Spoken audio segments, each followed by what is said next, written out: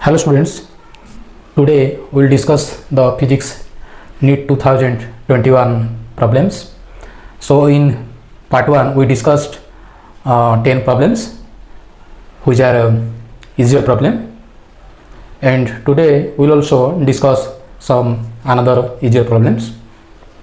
So this is the problem from optics. Find the value of the angle of emergence from the prism. Refractive index of the glass is √3. The options are 60 degree, 30 degree, 45 degree and 90 degree. So this is the prism which is given. This is right angle. This angle is 60 degree and other angle is 30 degree. And this is the ray which is incident on this hypotenuse. This angle is 90 degree. In refraction, we know that when a ray incident normally on an interface, the ray goes undeviated through the second medium. So this is the medium 1, this is medium 2, and here angle of incidence is 0. You know that angle between incident ray and the normal is 0. So angle of incidence is 0 and it goes undeviated. That means angle of refraction is also equal to 0. So in this case, this ray incident normally on this interface, so that it goes undeviated. Now it incident on this vertical face. Here we draw a normal. Now this is the angle of incidence. Angle of incidence. So this angle of incidence is θ1. Let us calculate this angle. So this angle is 90 degree, this is 30, and this must be 60 degree, and θ1 that is equal to 30 degree. 90 minus 60, that is 30 degree, because this is the normal.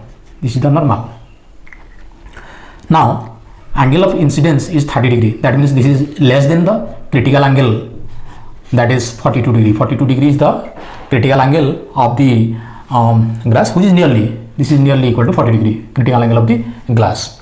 So when the angle of incidence is less than the critical angle, internal reflection does not take place here. That means this ray does not reflect towards this. So now it is refracted. This ray refracted to the second medium. So this medium is AR, this is also AR, and this is your glass. So this is the angle of emergence. Suppose this is your θ2, we say angle of emergence E. So Snell's law holds here. Snell's law is N1 sin θ1 is equal to N2 sin θ2. N1 is the refractive index of the glass, that is Ng, and N2 is the refractive index of the AR. So this is AR, and sin θ1 is 30 degree. So this is 30 degree, and θ2 that is angle of emergence E. So sin E is equal to Ng by Na, and sin 30 that is half. So refractive index of the glass is √3. This is the value √3. So √3 by 2, and refractive index of AR that is 1. So √3 by 2. Since sin 60 degree is equal to √3 by 2, so angle of emergence, that is E, is equal to 60 degree. So this is the answer. So answer is 1, that is 60 degree. Next problem is from radioactivity. This is also very simple problem which is frequently asked in CHSE examination as well as in entrance examination. The half-life of a radioactive nuclide is 100 hours. The fraction of original activity that will remain after 150 hours would be which one? So you know activity, that is rate of disintegration, that is minus dN by dt. So this can be written as A, activity. So here this is the fraction of original activity. That means A by A0. So A0 is that is original activity at time t equal to 0, and A is the that is at time t. So A by A0, that is half to the power n. So this is the formula. N is the number of half-lives. Number of half-lives. So this is the usable formula. So in our problem, half-life is 100 hours. Half-life is 100 hours, and question is, that is here, the fraction of original activity that will remain after 150 hours. 150 hours.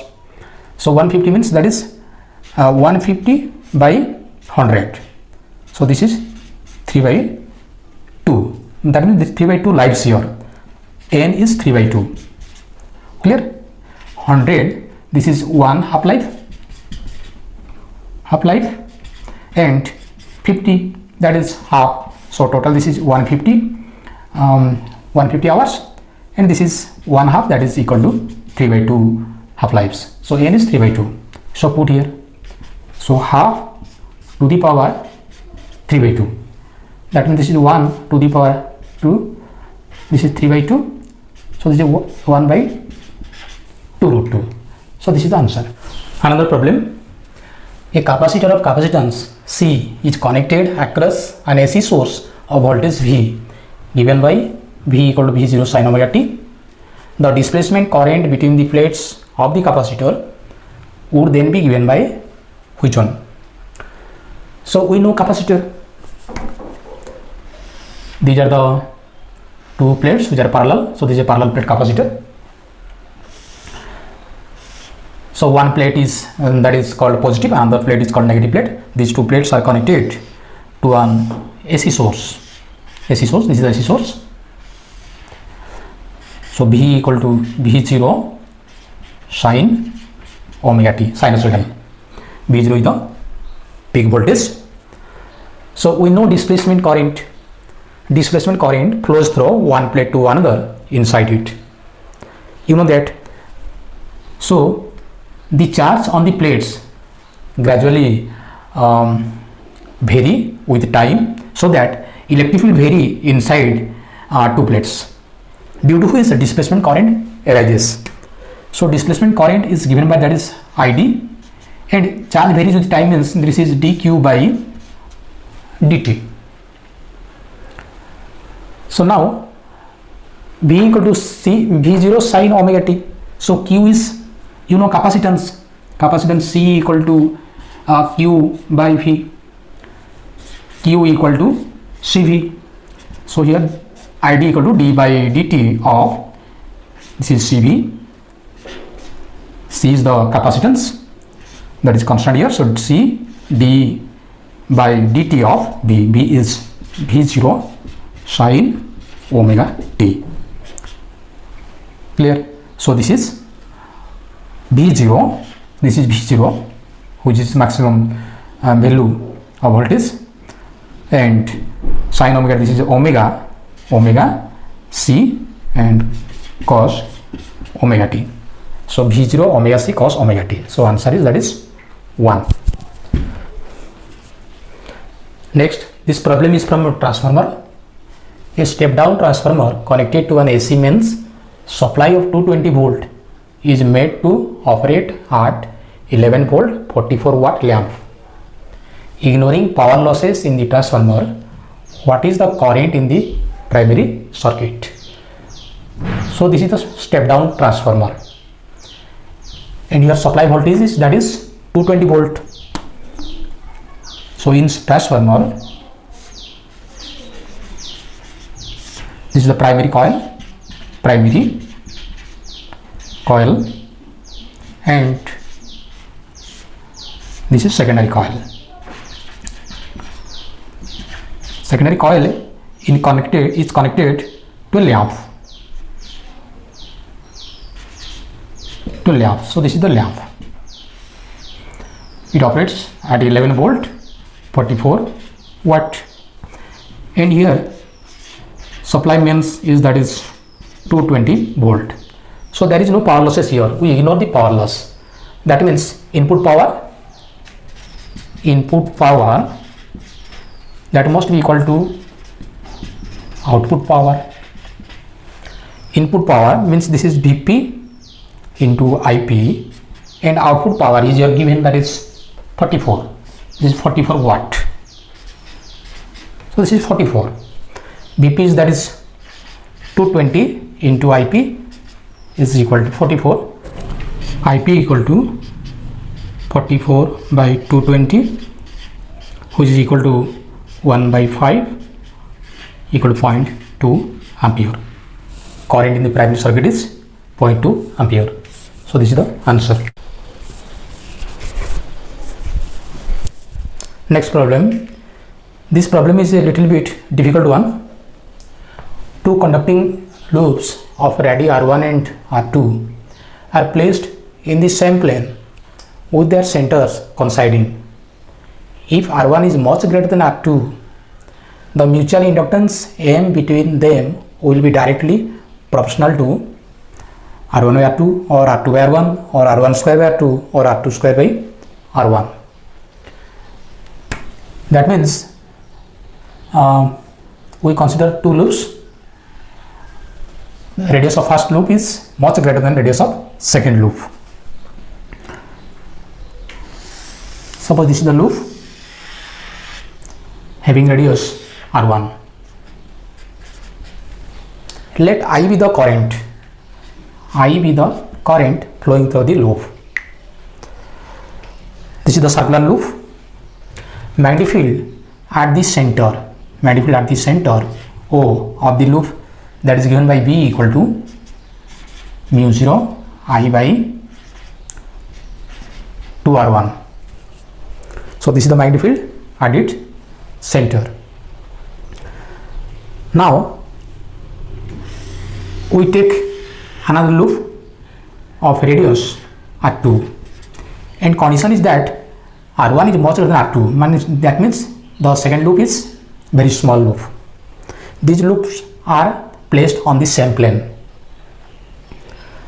So magnetic flux B that link with this loop. So flux through this loop is, that is phi is equal to B into area of this smaller loop. So this is A2. Area of this smaller loop is, that is pi R2 square. So B into pi R2 square. This is the flux that link with the second loop.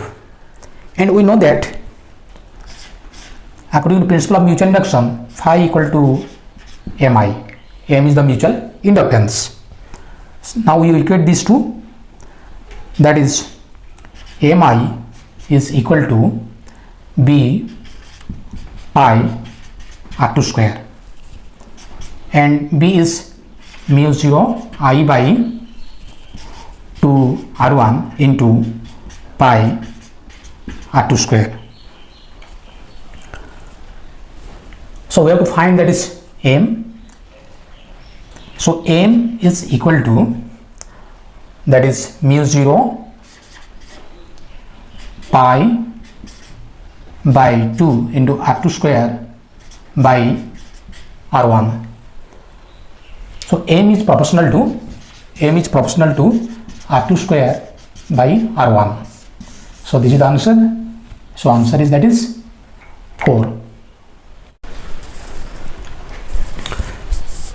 Next problem, that is based on magnetic dipole moment. Magnetic dipole moment, we consider a uniform conductive wire of length 12A, resistance R, which is wound of a current carrying coil in the shape of an equilateral triangle of side A and a square of side A. So length of the loop, length of the coil, that is 12A. We wound up the coil in the shape of an equilateral triangle. This is A, this is A, this is A. So perimeter is, that is 3A. The length of the coil is 12A. So we wound up the coil, that is how many times? 4 times.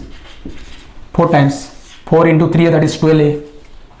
Suppose current through this equilateral triangle is, that is I, and magnetic moment is mu, that is equal to current I into area of the coil.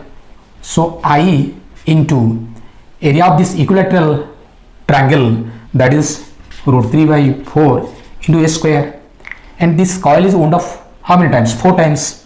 So we multiply here 4. So this is equal to root 3 I a square. Root 3 I a square. So this is root 3 I a square. Now second case is, that is the conducting wire is wound off in the shape of square of side A. So this is the square, each side is A. So perimeter that is 4A. So number of times wound off, that is 3. 4 into 3, that is 12A. Now area of this square is, that is A square. So magnetic moment mu is equal to I into area is A square, and number of times is, that is 3. So 3 A square I.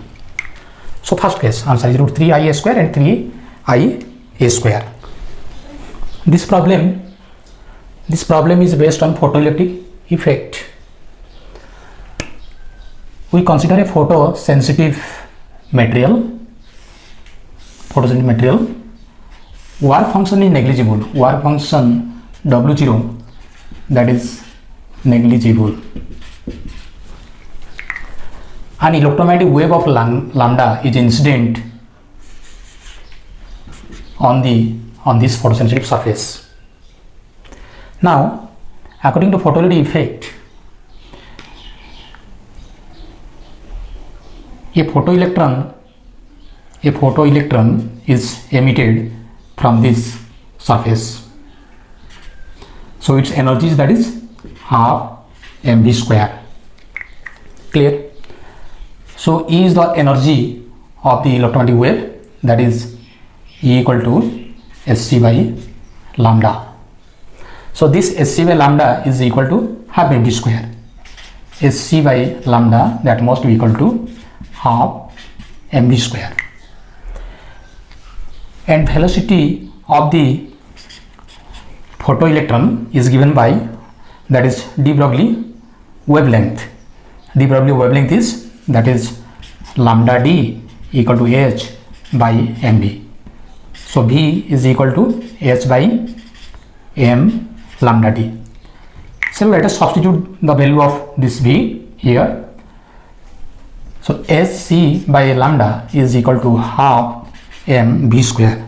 That means this is h by m lambda d square. This is equal to half m s square m square by lambda d square.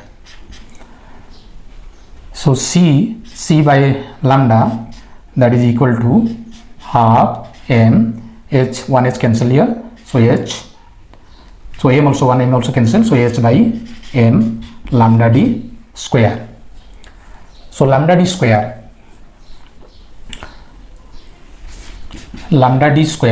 that is equal to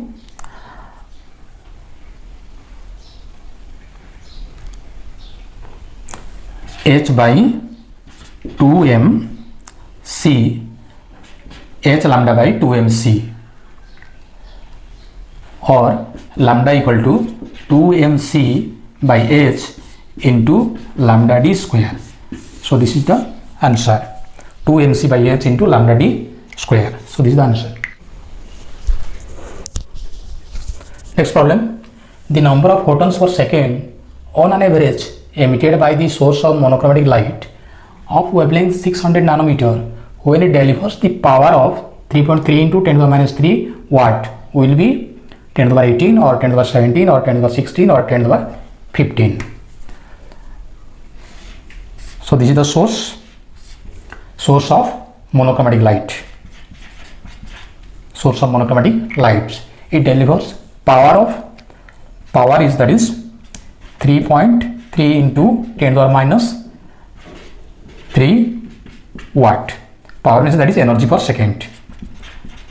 Energy per second. We have to calculate the number of photons per second on an average. So energy energy of photon, that is equal to hf or hc by lambda. Number of photons emitted per second, that is equal to this power, that is p by hc by lambda, hc by lambda. So p into lambda by hc. So this is equal to, power is 3.3 into 10 to minus 3 and lambda is 600 nanometer. 1 nanometer, that is 10 to the minus 9 meter, divided by Planck's constant is given, that is 6.6 into 10 to the minus 34 into speed of light, that is 3 into 10 to the 8 meter per second. So now, so this is 3.3 and this is 6.6, so this is 2, 3 into 2, that is 6, so this is 100, that is 10 square. So which is equal to 10 to the power minus 3 plus 2 minus 9 plus 34 minus 8. So that is equal to 10 to the power, so 34 plus 2, that is 36 minus, this is 9, 3, 12 plus 8, 20. So that is equal to 10 to the power 16. So this is the answer 3.